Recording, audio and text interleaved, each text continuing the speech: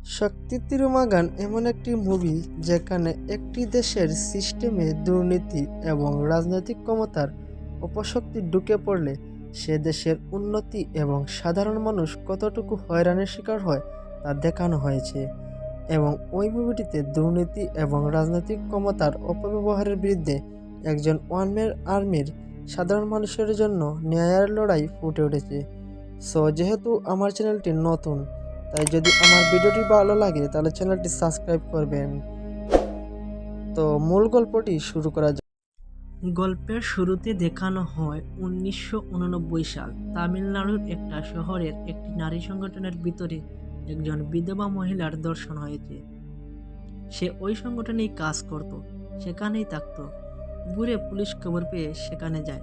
গ্রামবাসীরা বলছিল মহিলাটি সুসাইড করেছে, কিন্তু ভিতরে পুলিশ গিয়ে লাশের পরিস্থিতি দেখে বুঝতে পারে এটা কোনো আত্মহনন নয়, এটা ছিল একটি পরিকল্পিত হত্যা।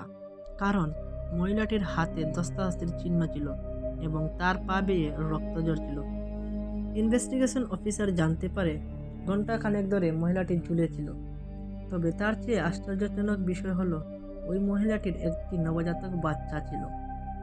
অফিসার পাশের রুমে উঁকি মারে দেখে বাচ্চাটি খিদের যন্ত্রণায় কাঁদছে। তখন অফিসারকে কনস্টেবল বলে বড় স্যার তাকে কল করতে বলেছেন। তো বাইরে এসে অফিসার এটিএম থেকে আবিয়াঙ্কার নামের একজন ব্যক্তিকে কল দেয়। আবিয়াঙ্কার দেশের সবচেয়ে ধনী এবং ক্ষমতাবান লোকদের মধ্যে একজন। এমএলএ মিনিস্টার থেকে শুরু করে উপরমহল পর্যন্ত তার হাত আছে। অফিসার তাকে জানায় বদমাশগুলো মহিলাকে রেপ করে ফাঁসিতে ঝুলেছে, তাই ওই মুহূর্তে লাশের পোস্টমর্টম করা ছাড়া আর কোনো উপায় নেই। আর ওই বদমাশগুলো ছিল আবিয়াঙ্কারের লোক। তাই সে অফিসারকে প্রমোশনের লোভ দেখিয়ে কেসটি ক্লোজ করার কথা বলে। তাই প্রমোশনের লোভে অফিসার কেসটি দামাচাপা দিয়ে দেয়। বাইরের লোকেরা শুধু নীরব দর্শকের মতো চেয়ে দেখে, তাদের কোনো কিছু করার মতো সাহস হয় না। আর অফিসার কেসটাকে শুধু দামাচাপাই দেয়নি, বরং আবিয়াঙ্কারের নির্দেশে একটি নিকৃষ্ট কাজ করে। সে আবিয়াঙ্কারের পরিকল্পনা মতো নবজাতক বাচ্চাটিকে একটি ময়লার বাগাড়ে ফেলে আসে। বাচ্চার কান্নায় চারিদিক ভারী হয়ে আসে। শকুনেরা আনন্দে ডাকতে শুরু করে। যাই হোক, এরপর 37 বছর অতিক্রান্ত হয়। দেখানো হয় 2025 সাল। দেখা যায় একজন বৃদ্ধ লোককে কার ধাক্কা দিয়ে সচিবালয় থেকে বের করে দেওয়া হচ্ছে। দুজনে চেঁচামেচি করে পাশের একটি টঙের দোকানে চা খেতে বসে। চাওয়ালা কি সমস্যা জিজ্ঞেস করলে একজন আরেকজনকে দিকে জানায় ওর নাম শিবামানি, সে গ্রামে থাকে। শিবামানি বৌমাকে রেভিনিউ ডিপার্টমেন্টে ট্রান্সফার করার জন্য তারা সচিবালয়ে অনেক তদবির করেছে। তারা সব করেছে, কিন্তু কাজ হয়নি। চিফ মিনিস্টারের পিএ তার অনেক ঘনিষ্ঠ, তাকে 40 লক্ষ টাকা দিলে সে সেটেল করে দিবে এবং রেভিনিউ ডিপার্টমেন্টে ট্রান্সফারের ব্যবস্থা করে দিবে। এইচআর মিনিস্টারের পিএ এর কথা বললে সবাই মুখ বিকৃত করে বলে ওই পিএর নাম নাগেন্দ্রন। সম্পর্কে সে আবার মিনিস্টারের শালা, আর সবচেয়ে বড় কথা সে অনেক বড় চিটার। তাই সবাই শিবামানিকে টাকার কথা ভুলে যেতে পরামর্শ দেয়। এসব শুনে শিবামানি হতাভম্ব হয়ে পড়ে। তখন চাওয়ালা কিট্টু নামের একজনের সাথে দেখা করতে বলে। কিট্টু ছিল সচিবালয়ের একজন ছোট কর্মী, ব্রোকারের মতো। কিট্টুর মূল কাজ দালালি করা। কিট্টুর জজ, মিনিস্টার, সচিব থেকে শুরু করে উপর মহলে সবার সাথে ভালো কানেকশন ছিল। তাই শিবামানিরা কিট্টুর অফিস খুঁজে তার সাথে দেখা করে। সব শোনার পর কিট্টু বলে রেভিনিউ ডিপার্টমেন্ট সিএম এর আন্ডারে, তাই তাদের সরাসরি সিএম এর পিএকে টাকা দেওয়া উচিত ছিল। এটা তারা অনেক বড় ভুল করেছে। কিট্টুর কাজ যেহেতু সব সমস্যার সমাধান করা, তাই সে 10 লক্ষ টাকার বিনিময়ে 40 লক্ষ টাকা উদ্ধারের ব্যবস্থা পাকাপোক্ত করে ফেলে। প্রথমে কিট্টু একজন গুরুজিকে হাত করে, এরপর সিএম এর স্ত্রীকে একটা সুন্দর মূর্তি পাঠিয়ে তাকে খুশি করে। আর সিএম এর স্ত্রী ওই গুরুজিকে খুবই শ্রদ্ধা করত। গুরুজির মাধ্যমে সিএম এর স্ত্রীকে শিবানীর দেওয়া ঘুষের টাকা ব্যাপারে বলে। দুপুরে খাবারের সময় সিএমকে তার স্ত্রী এসব জানায়। তারপর একথা আরেক মিনিস্টারের কানে যায়, সেখান থেকে পার্টির হায়ার অথরিটির কানে যায়। এভাবে কথাটা বেশ সিরিয়াস হয়ে ওঠে। এমনকি এইচআর মিনিস্টারকে এ দায় দিয়ে অন্য ডিপার্টমেন্টে ট্রান্সফার করে দেওয়া হয়। এছাড়া আইজি ও ডিস্ট্রিক্ট কালেক্টর বাড়িতে জড়িত থাকায় তাদেরকেও ট্রান্সফার করে দেওয়া হয়। পরিস্থিতি হাতের নাগালের বাইরে দেখে বাধ্য হয়ে পিএ টাকা নিয়ে কিট্টুর বাড়িতে উপস্থিত হয়। সেখানে শিবামানিকে কিট্টু আগে থেকে ডেকে এনেছিল। এতে সবাই বুঝে যায় কিট্টুর হাত কতটুকু লম্বা। সে সচিবালয়ে ঢুকলে সবাই এত সম্মান করত, মনে হতো কোনো সচিব ভিতরে ঢুকছে। যেসব সমস্যা কোর্টে সমাধান হতো না, সেসব কাজ কিট্টুর কাছে আসলেই সমাধান হয়ে যেত। এছাড়াও পুলিশের বিভিন্ন পদের অফিসাররাও কিট্টুর সাহায্য নিত। কোনো একজন রিটায়ার্ড জজের ব্ল্যাক মানি সাদা করতে হবে, কিট্টু নিমিষেই সেটা করে দেয়। কিন্তু সে আবিয়াঙ্কারের যে কোনো প্রয়োজনে পিয়নের মতো হুকুম মানে। তারপর কিট্টুর ফোনে আবিয়াঙ্কারের বউয়ের কল আসে। সে বলে আজকে বাড়িতে পুজো আছে, অ্যারেঞ্জমেন্টের একটি বড় তালিকা বানানো হয়েছে, কিট্টু যেন এগুলো সব সংগ্রহ করে দেয়। কিট্টু জানায় সময়ের আগেই পৌঁছে যাবে। তারপর কিট্টুকে দেখা যায় একটা জায়গায় পুলিশ অফিসার রিয়েল এস্টেট বিল নিয়ে ঝামেলা করছিল। যদিও আগে থেকে ডিলটি ফাইনাল ছিল, তবুও তারা ঝামেলা করছিল। কিট্টু সেখানে গিয়ে অফিসারকে একটি থাপ্পড় মেরে দেয়। এরপর আইজিকে দিয়ে ফোন করে বিষয়টি সেটেল করে দেয়। তো সন্ধ্যায় কিট্টু আবিয়াঙ্কারের বাড়িতে যায়। সে পুজোর সমস্ত জিনিসপত্র নিয়ে আসে। আবিয়াঙ্কারকে গিয়ে কিট্টু জানায় সব অ্যারেঞ্জমেন্ট ঠিকঠাক মতো হয়েছে। আবিয়াঙ্কার বেশ খুশি হয়। মূলত পূজার উদ্দেশ্য ছিল এটা যে আবিয়াঙ্কার পূজার নাম করে বেশ কয়েকজন বিজনেসম্যানের সাথে বড় একটি প্ল্যান করা। আর যখন মিটিং চলছিল, কিট্টু তাদেরকে ড্রিঙ্ক সার্ভ করে। কোনো একটা নতুন প্রজেক্ট নিয়ে আলোচনা হচ্ছিল। কিট্টু ড্রিঙ্ক সার্ভ করে সে আলোচনা শুনে নিয়েছিল। তারপর সে সেখান থেকে বেরিয়ে আসে। পরদিন কিট্টু একটা কুটির শিল্পের জন্য লাইসেন্স নিতে যায়। কলোনির মহিলাদের এখানে উপার্জন নেই, তাই তাদেরকে স্বাবলম্বী করার জন্য সে কুটির শিল্প প্রতিষ্ঠান বানায়। এরপর যখন সে সচিবালয়ের সামনে বসে পত্রিকা পড়ছিল, তখন সে কয়েকজন মহিলাকে একজন স্টাফের সাথে ঝামেলা করতে দেখে। মহিলাদের মধ্যে নীল শাড়ি পরা একজন মেয়েকে দেখে তার ভালো লেগে যায়। সে তার সহকারী মারানকে তাদের কাছে পাঠায়। মারান তাদের সাথে কথা বলে জানতে পারে এরা ক্ষুদ্র ঋণের জন্য আবেদনপত্র জমা দিয়েছিল। এজন্য স্টাফ তাদের কাছ থেকে ঘুষ নিয়েছিল, কিন্তু কাজ করে দেয়নি।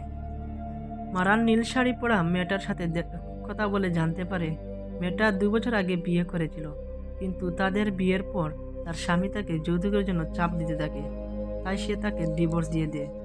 মেয়েটির নাম বিমলা। এখন বিমলা আত্মনির্ভরশীল হতে চেষ্টা করছে।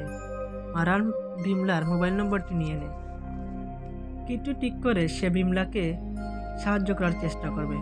পরদিন কিট্টুর কাছে খবর আসে তার পরিচিত এক লোকের ছেলে মারা গেছে। কিট্টু সেখানে যায় আর জানতে পারে যে ছেলেটা স্কুলে পড়তো। স্কুলের সুইমিং পুলে তার লাশটা পাওয়া গেছে। কর্তৃপক্ষ বলছে সে পানিতে ডুবে মারা গেছে, তবে ছেলেটির পরিবার জানায় স্কুলের প্রিন্সিপাল তাকে অত্যাচার করে মেরে ফেলেছে, তাই হত্যা দামাচাপা দিতে তাকে সুইমিং পুলে ফেলে দিয়েছে। তার সহকারীর কাছ থেকে জানতে পারে ও স্কুলের প্রিন্সিপাল আবিয়াঙ্কারের শালা। কিট্টু ভাবে প্রিন্সিপাল যে অন্যায় করেছে তার সাজা পাওয়া উচিত।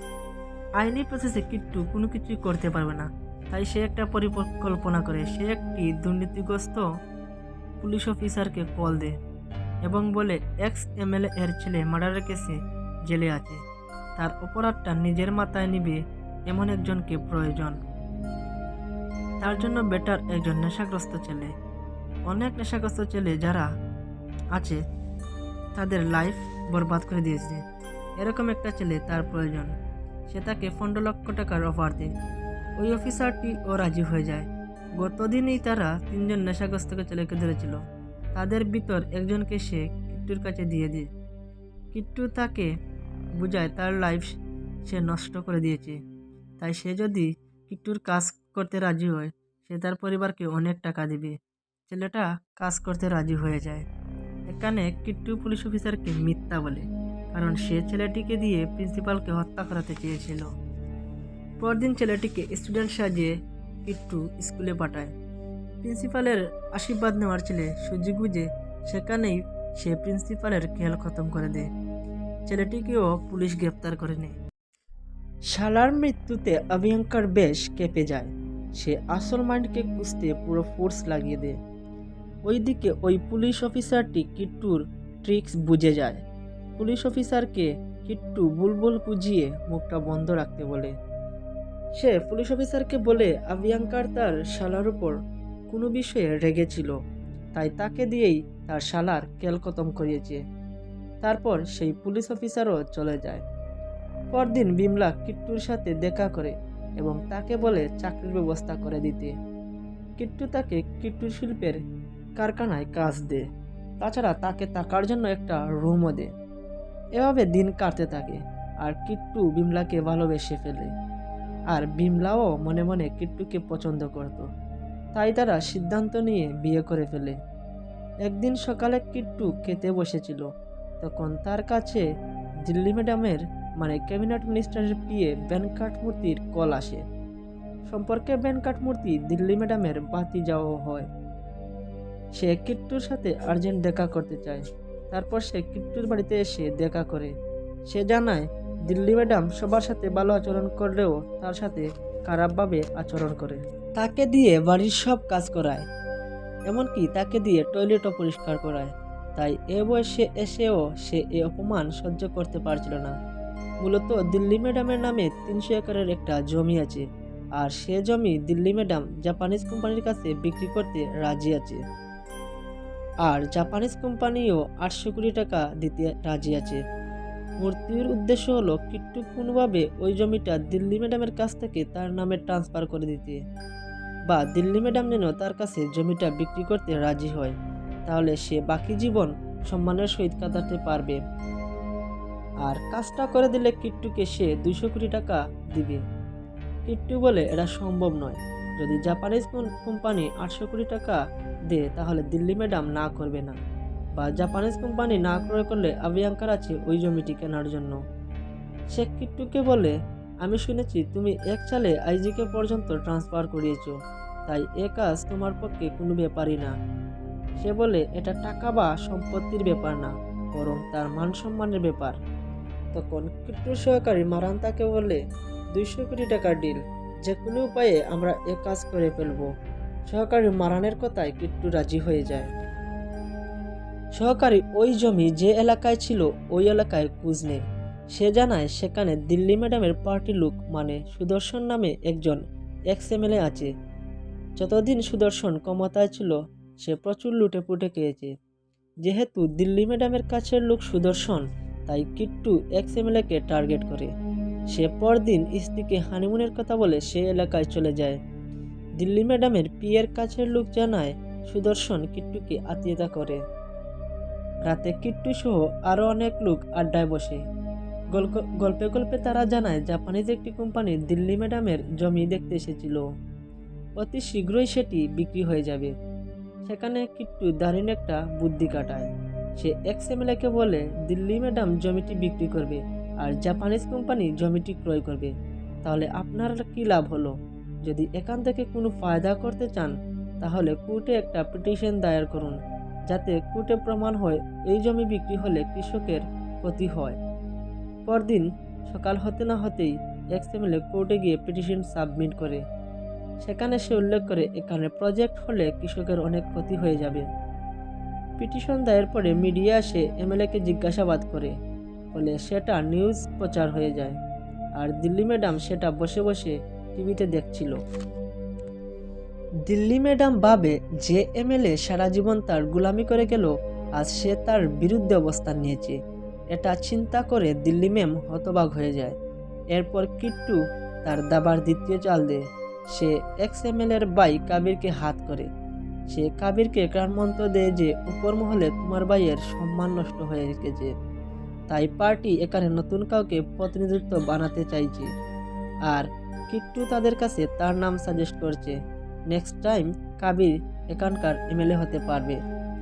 তোমাকে যদি ওই ব্যাপারে কেউ জিজ্ঞেস করে তাহলে তুমি হ্যাঁ বলে দিবে। আর একথা শুনে কাবির খুশিতে কিট্টুর ফাঁদে পা দিয়ে দেয়। আবার কিট্টু বুদ্ধি করে চিফ সেক্রেটারিকে ফোন দিয়ে বলে এমএলএ পার্টি ছেড়ে দিতে চাইছে, আপনি ওর ভাইকে ফোন দিয়ে কনফার্ম হয়ে নেন। চিফ সেক্রেটারিও কাবিরকে কল দেয় এবং কাবিরও হ্যাঁ বলে দেয়। এক্স-এমএলএ সুদর্শন এমন চিন্তা ভাবনা করেছে দেখে চিফ সেক্রেটারি দিল্লি ম্যামের কাছে ব্যাপারটা জানায়। দিল্লি ম্যাডামও টেনশনে পড়ে যায়। সে ভাবে তার গুলাম এখন তাকেই লাথি মারছে, তার মানে সে কোনো ধরনের বড় প্ল্যানিং করছে। আবার অন্যদিকে কিট্টু আর কাবির এক্সএমএলএকে কান ভাঙানি দেয়। তারা সুদর্শনকে বলে পার্টি থেকে তাকে বের করে দিতে চাইছে, আর এটা শুনে এক্সএমএল এর মেজাজ বিগড়ে যায়। আর কিট্টু এ সুযোগ কাজে লাগিয়ে সে একজন মিনিস্টারকে ফোন দিয়ে সুদর্শনের সাথে কথা বলিয়ে দেয়। সুদর্শন যেহেতু রাগের মাথায় ছিল, সে মিনিস্টারের সাথে উঁচু গলায় কথা বলে হুমকি দেয়। সে বলে দিল্লি ম্যামের জমিতে যে জাপানিজ প্রজেক্ট আছে সে এটাতে বাগড়ে দেবে। আর মিনিস্টার মনে করে সুদর্শন মনে হয় সত্যিই পার্টি ছেড়ে দিতে চাইছে এবং দিল্লি ম্যাডামের বদনাম করতে চাইছে। এজন্য মিনিস্টার দিল্লি ম্যামকে বিষয়টি অবগত করে। এরপর কিট্টু দে দাবার তৃতীয় চাল, সে গুন্ডা দিয়ে সুদর্শনকে খুন করিয়ে দেয়। আর ওই সকল কাজে সব সন্দেহ দিল্লি ম্যামের দিকে চলে যায়। সবাই ধারণা করে সুদর্শন দিল্লি ম্যামের জমিতে বিক্রি করতে ঝামেলা করায় সে সুদর্শনকে মেরে ফেলেছে। আর দিল্লি ম্যাম সব দিক থেকে বিপদে পড়ে যায়। তাই সে অভিয়াঙ্কারকে কল করে। অভিয়াঙ্কার বলে জমি নিয়েই এত বিপদ, তাই জমিটা তার নামে থাকলে তার সম্মান নষ্ট হবে। সে জমিটা অন্য কারো নামে ট্রান্সফারের বুদ্ধি দেয়। অভিয়াঙ্কার এই ঝামেলাতে যুক্ত হতে চাচ্ছিল না, কারণ এটা নিয়ে প্রচুর নিউজ হচ্ছিল। আবার কোনো এমপি মন্ত্রী ওই জমিটি এ মুহূর্তে নেবে না, তাই অভিয়াঙ্কার জমিটি বেন কাঠমূর্তির নামে ট্রান্সফারের পরামর্শ দেয়, যাতে পরবর্তীতে দিল্লি ম্যাম তার নিজের নামে জমিটা ব্যাক করে নিতে পারবে। তো পরদিন দিল্লি ম্যাম মূর্তিকে জমিটা ট্রান্সফার করে দেয়। আর ডিল মোতাবেক মূর্তি 200 কোটি টাকা কিট্টুকে দিয়ে দেয়। এদিকে গত কয়েকদিনের ঘটনা নিয়ে দিল্লি ম্যাম ভাবতে থাকে। সে বিষয়গুলো কোনোভাবেই মেনে নিতে পারছিল না। সে আবার অভিয়াঙ্কারকে কল করে আর বলে সব কিছু কেমন গুলারে লাগছে। সে বলে পায়ের নিচে গড়তে থাকা এমএলএর কীভাবে সাহস হলো তার বিরুদ্ধে কেস ফাইল করার। আবার এমন সময় তার হঠাৎ খুনও হলো, আর আমি আমার নিজের নামের জমিটি আমার পিয়ের কাছে ট্রান্সফার করতে বাধ্য হলাম। তার মানে এখানে কোনো বড় ধরনের রহস্য লুকিয়ে আছে। অভিয়াঙ্কার তাকে পরামর্শ দেয় জাপানিজ কোম্পানির সাথে প্রজেক্টটি বাতিল করার, তাহলে 800 কোটি টাকার জমি 30 কোটিতে নেমে আসবে। আর তার বুদ্ধিতে দিল্লি ম্যাম প্রজেক্টটি বাতিল করে দেয়। তখন মূর্তি আবারও কিট্টুর কাছে আসে এবং বলে জমিটা নিয়ে লাভের পরিবর্তে তার লসই হয়েছে। জাপানিজ কোম্পানি প্রজেক্টটি বাতিল করায় ওটার মূল্য এখন মাত্র 30 কোটিতে নেমে এসেছে। আর কাজের বিনিময়ে কিট্টুকে 200 কোটি টাকা দিতে হয়েছে। সে 30 কোটি টাকার উপর কমিশন রেখে বাকি টাকা ফেরত দিতে বলে। দাবিটা অযৌক্তিক হলে কিট্টু কোনো কিছু না বলে মূর্তিকে টাকা ফেরত দিয়ে দেয়। হয়তো মনে মনে কিট্টুর বড় ধরনের কোনো পরিকল্পনা ছিল। তো কয়েকদিন পর অভিয়াঙ্কার কয়েকজন পলিটিক্যাল লিডারের সাথে কথাবার্তা বলছিল। একজন কিট্টুর কথা তুলে সে বলে সম্প্রতি কিট্টু বেন কাঠমূর্তির কাছ থেকে ডিল করে প্রচুর পরিমাণ কমিশন পেয়েছিল। এভাবে কিট্টুই যে এক্সএমএল এর মার্ডার করেছে তা সামনে চলে আসে। অভিয়াঙ্কার বলে কিট্টু সচিবালয়ের সামান্য কর্মচারী হয়ে সে এত কিছু কীভাবে সামলায়। তখন আরেকজন বলে কিট্টু অন্তত 8 জন জাজের অবৈধ টাকা সামলায়। সে যে কোনো মুহূর্তে যে কোনো অ্যামাউন্টের কালো পয়সা সাদা করে দিতে ক্ষমতা রাখে। সে এসব শুনে কিট্টুর ব্যাপারে জানার জন্য অস্থির হয়ে পড়ে। এজন্য সে স্পেশাল অফিসার রাম পান্ডেকে ডেকে আনে। সে কিট্টুর বিপক্ষে আনঅফিসিয়ালি তদন্ত করতে বলে। তদন্তে উঠে আসে কিট্টু আইজিকেও ট্রান্সফার করিয়েছিল। এটা শুনে অভিয়াঙ্কারের চোখ ছানাবড়া হয়ে ওঠে। এছাড়াও কিট্টুর বিভিন্ন লোকের সাথে সেটেলমেন্টের কথা সামনে চলে আসে। কিট্টু 250 কোটি টাকার বিনিময়ে একজনকে রেলওয়ের কন্ট্রাক্ট পাইয়ে দিয়েছিল। সিএম এর মাধ্যমে পুরো শহরে 46টি ওয়াইন শপের লাইসেন্সও পাইয়ে দিয়েছে। এক পর্যায়ে জানা যায় এ পর্যন্ত কিট্টু 6234 কোটি 24 লক্ষ টাকার কমিশন খেয়েছে। টাকার পরিমাণ শুনে সবার মাথা খারাপ হয়ে যায়। এছাড়া সে অভিয়াঙ্কারের শালা প্রিন্সিপালেরও হত্যা করেছে।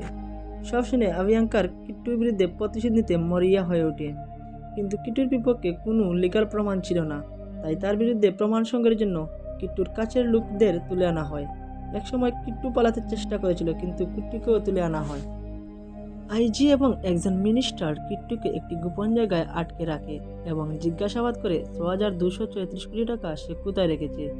জবাবে কিট্টু বলে তার বিপক্ষে এফআইআর দায়ের করলে সে বলবে টাকা কোথায় রেখেছে। একথা শুনে মিনিস্টার রেগে যায়, কারণ আইনিভাবে তারা কোনো পদক্ষেপ নিতে পারবে না। এতে অনেক এমএলএ, মিনিস্টার, সরকারি কর্মকর্তারা ফেঁসে যাবে, কারণ তারাও কিট্টুর কাজে জড়িত ছিল। আভিয়াঙ্কার সেখানে আসে এবং সে লাঠি দিয়ে তাকে কিছুক্ষণ মারে। তারপর বলে, কিট্টুকে বাঁচিয়ে রাখা এখন বিপদ, তাই তাকে মেরে ফেলা উচিত। মেরে ফেলার কথা শুনেও কিট্টু ভয় পায় না, বরং হাসে। মিনিস্টার রেগে তাকে লাত্তি দিয়ে চেয়ার থেকে ফেলে দেয়। স্পেশাল অফিসার রাম তাকে মারতে বারণ করে, কারণ ওই মুহূর্তে টাকাগুলো কোথায় আছে সেটা জানা জরুরি। জিজ্ঞাসাবাদের জন্য তারা কিট্টুর সহকারী মারান, স্ত্রী বিমলা এবং ওই দোকানের বৃদ্ধ চাওয়ালাকে তুলে আনে। পুলিশ তাদের টর্চার করেও কোনো কথা বের করতে পারে না। বিমলা ওই সময় প্রেগন্যান্ট ছিল, তাই রাম তাকে ছেড়ে দিতে বলে। তবে তাদের লোক সবসময় বিমলার উপরে নজর রাখত। এরপর কিট্টুর বাড়িঘর সার্চ করে তারা একটি চিপ পায়। সেই চিপ থেকে তারা অনেকগুলো ব্যাংক অ্যাকাউন্টের ডিটেলস পায়। এই অ্যাকাউন্টসগুলো থেকে 610 কোটি টাকার ট্রানজ্যাকশন হয়েছিল। এর ভিতরে 210 কোটি টাকা গেছে এনজিও এর 540 জন সদস্যের কাছে। এই টাকাগুলো তাদেরই দেওয়া হয়েছে যারা লোন পরিশোধ করতে পারছিল না বা যারা লোন নেওয়ার ক্ষমতা নেই। এছাড়াও কিট্টুর অ্যাকাউন্টস থেকে কয়েকটি শ্মশান ঘাটেও টাকা যায়। যে সমস্ত গরিব লোকদের মৃতদেহ সৎকারের টাকা নেই, কিট্টুর টাকায় তাদের সৎকারের ব্যবস্থা করা হয়। এছাড়াও কিট্টুর একটা ইন্স্যুরেন্স কোম্পানি আছে, যার মাধ্যমে সে গরিব জেলেদের নৌকা, জাল ইত্যাদি কেনার টাকা দিয়ে সাহায্য করে। এছাড়াও 183 কোটি টাকা মেধাবী স্টুডেন্টদের পড়াশোনার পেছনে খরচ করা হয়েছে। অন্তত 271 জন ছেলেমেয়ের লেখাপড়া চলছে ওই টাকায়। পুলিশ সেই সকল লোকদের জিজ্ঞাসাবাদ করে। তাদের ভাষ্য অনুযায়ী কিট্টুর কাছে সাহায্য চেয়েছে এমন কেউ কখনো খালি হাতে ফিরে যায়নি। রাম বুঝতে পারে না কিট্টু ওই সকল লোকদের কেন সাহায্য করেছে। সে কোনো রাজনৈতিক দলের সাথে যুক্ত থাকলেও বোঝা যেত সে রাজনৈতিক ফায়দা নিতে এসব করেছে। এরপরে রামের হাতে একটা শহরের ঠিকানা আসে। এটা ওই চাওয়ালার দোকানে পাওয়া গিয়েছিল। তাই রাম কিট্টুকে জিজ্ঞাসাবাদ করে। তখন কিট্টু বলে সেখানেই তার জন্ম হয়েছিল। কিট্টু হলো সেই বিধবা মায়ের সন্তান। 1989 সালে আভিয়াঙ্কার লোকেরা দর্শন করে তার মাকে হত্যা করেছিল। এরপর পুলিশ কিট্টুকে ময়লার বাগানে ফেলে এসেছিল। সৌভাগ্যবশত একজন বৃদ্ধ লোক তাকে তুলে আনে এবং তার নিজের বাড়িতে নিয়ে গিয়েছিল। এরপর কিট্টু ওই বৃদ্ধের কাছেই বড় হতে থাকে। সে কিট্টুকে জীবন দর্শনের শিক্ষা দিত। জীবনের প্রতিটি পদে পদে সে কিট্টুকে কিছু না কিছু শেখাতো, ফলে কম সময়ে কিট্টু বেশ জ্ঞানী হয়ে ওঠে। অন্যদিকে 8 বছর ধরে কোর্টে কিট্টুর মায়ের মামলা চলছিল। একসময় রায়ের সময় চলে আসে। টাকা দিয়ে আভিয়াঙ্কার জাজকেও কিনে নেয়। তাই জাজও কিট্টুর মাকে প্রস্টিটিউট এক্কা দিয়ে কেস ডিসমিস করে দেয়। মামলা জিতে যখন আভিয়াঙ্কার কোর্টের বাইরে দিয়ে যাচ্ছিল, তখন বৃদ্ধ লোক তাকে বলেছিল ওই লোকটাকে ভালো করে চিনে রাখতে, ওর চেহারা কখনো না বলতে। বাড়ি ফিরে বৃদ্ধ কিট্টুকে জানায় সে তার মায়ের খুনের ব্যাপারে কোনো কিছু জানে কিনা। কিট্টু মেধাবী ছিল, তাই সে খুনিদের নাম বলে দেয়। বৃদ্ধ তখন বলে, খুনিরা তো সরাসরি অপরাধের সাথে যুক্ত, কিন্তু তাদের সাহায্য করা জাজও কিন্তু এদের মতোই অপরাধী।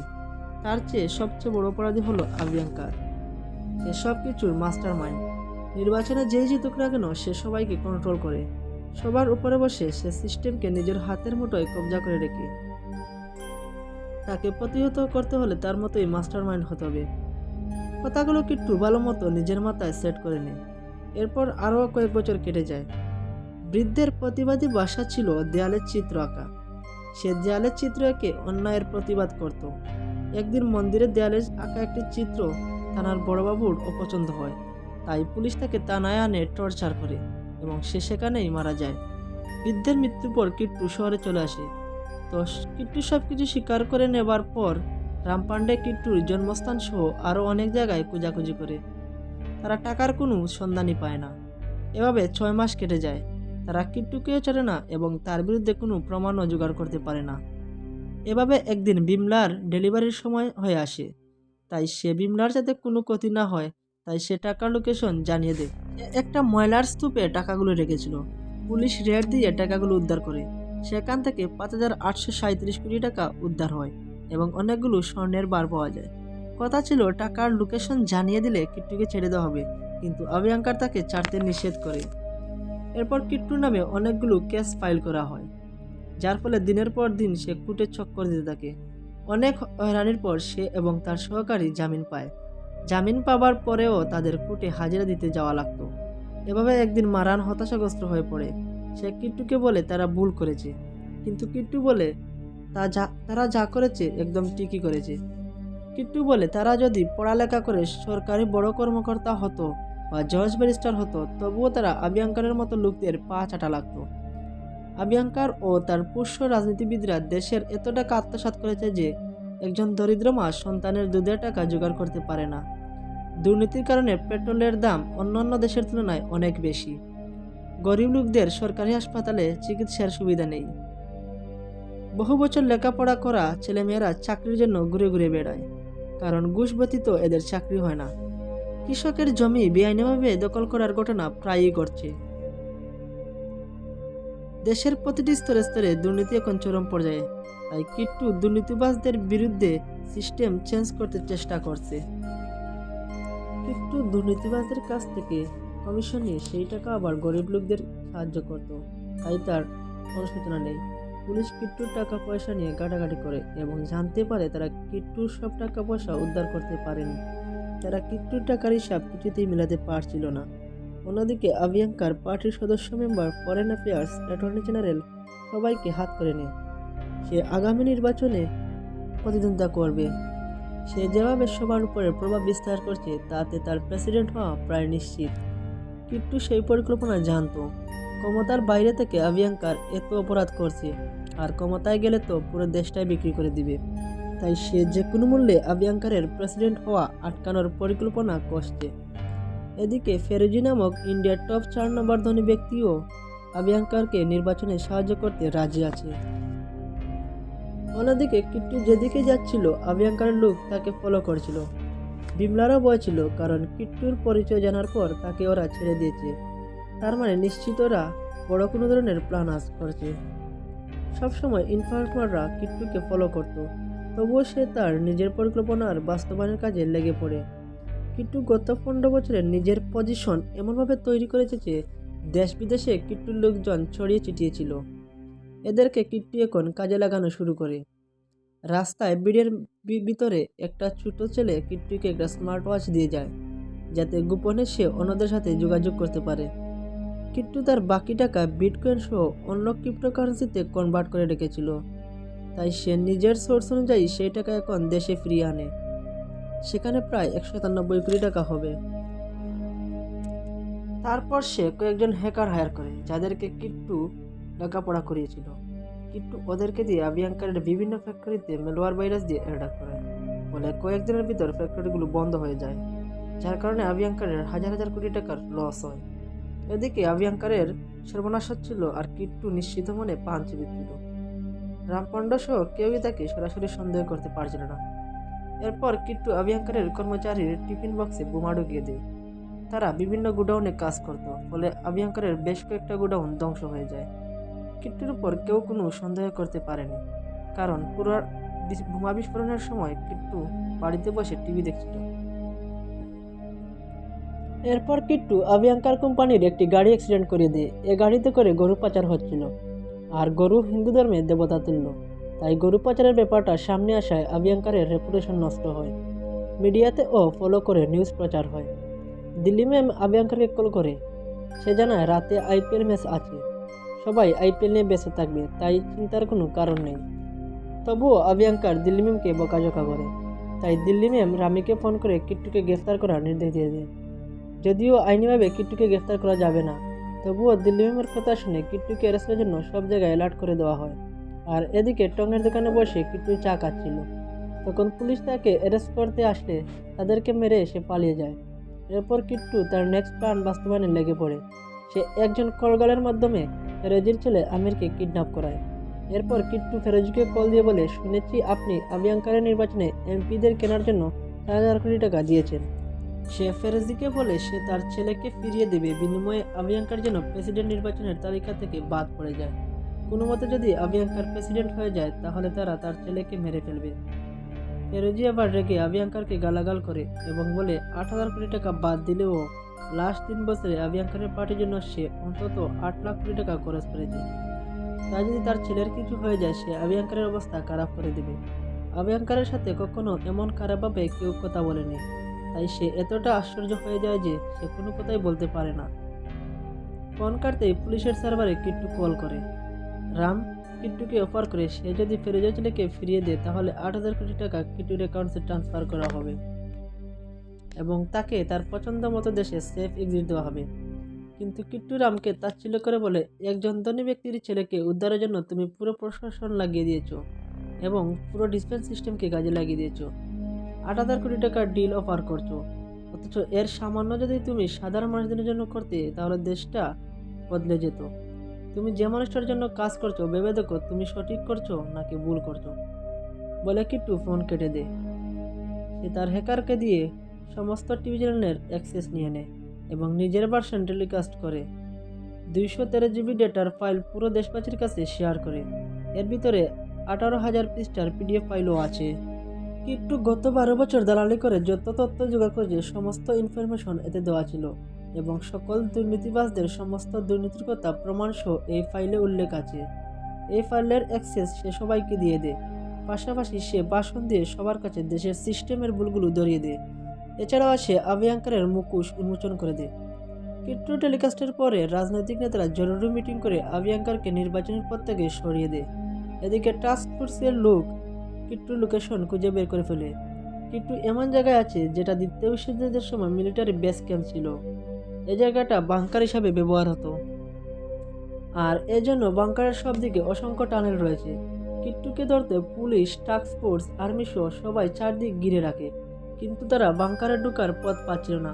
যদিও একটি টানেল তারা পায়, তবে তার মুখ চারদিক দিয়ে বোমা ফুটা ছিল, তাই বোমা ব্লাস্ট করলে তারা আরও ঘাবড়ে যায়। তারপর কিট্টু রামকে কল দিয়ে বলে সে ফিরোজের ছেলেকে ফিরিয়ে দেবে, বিনিময়ে তারা যদি আভিয়াঙ্কারকে বাংকারের ভিতরে পাঠায়। আর কোনো উপায় না পেয়ে মীমাংসার জন্য আভিয়াঙ্কারকে বাংকারের ভিতরে পাঠিয়ে দেওয়া হয়। ঠিক তখনই কিট্টুর ছেলেরা ফিরোজের ছেলেকে রাস্তার পাশে নিরাপদে নামিয়ে দেয়। এরপর কিট্টু আভিয়াঙ্কারকে চেয়ারে বেঁধে দেয়। রাম কিট্টুকে ফোন করে বলে আভিয়াঙ্কারের সাথে ব্যক্তিগত ঝামেলার জের ধরে কিট্টু কেন এত কাহিনী ঘটালো। কিট্টু তখন বলে 400 বছর আগে মাত্র 8 জন ইংরেজরা এই উপমহাদেশে এসেছিল। এরপর তারা নিজেদের আধিপত্য বিস্তার করতে শুরু করে। যেদিন নবাব সিরাজউদ্দৌলাকে গ্রেফতার করে টেনে নিয়ে যাওয়া হচ্ছিল তখন হাজার হাজার মানুষ দাঁড়িয়ে সেই দৃশ্য দেখছিল। সেদিন যদি সবাই একটি করে ডিল নিক্ষেপ করতো তবুও ইংরেজরা পালিয়ে যাওয়ার পথ পেত না। সেদিন কেউই প্রতিবাদ করেনি বলে তাদের 200 বছর ধরে ইংরেজদের দাস হয়ে থাকতে হয়েছে। আর বর্তমানে আভিয়াঙ্কারের মতো লোকেরা দেশের মানুষদের দাস বানিয়ে রেখেছে। আজ যদি কেউ না কেউ এদের বিরুদ্ধে না দাঁড়ায় তাহলে শত শত বছর ধরে এদের দাসত্ব হয়ে থাকতে হবে। এজন্য মূলত কিট্টু একা এদের বিরুদ্ধে যুদ্ধে নেমেছে। তো যাই হোক, আভিয়াঙ্কার কিট্টুর সামনে এভাবে ধরাশায়ী হয়ে থাকার পরও তার ভিতরে কোনো অনুশোচনা দেখা যাচ্ছিল না। সে তখনও তার ক্ষমতা ও টাকার অহংকার দেখাচ্ছিল। আভিয়াঙ্কার কিট্টুকে মিনিস্টার বানানোর অফার করে, তবে কিট্টু আজই তার শয়তানি শেষ করে দিতে চাইছিল।